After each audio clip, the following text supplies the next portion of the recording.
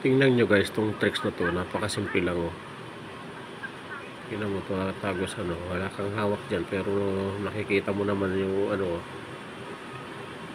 palad mo. Ang galing ng mga tricks na to, napakasimpleng gayahin. Ipapakita ko sa inyo guys kung paano ko ito ginawa,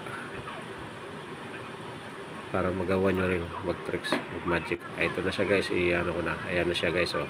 Oh, ayan, papakita ko sa inyo kung paano na. Ayan, nilagyan ko ng kawad sa likod. Ayan, didikit mo doon sa gitna ng baraha. Tapos yan, tatago mo yung pag ginagalaw mo. Ayan, tapat mo sa palad mo. O, diba, napakasimple lang. Thank you guys.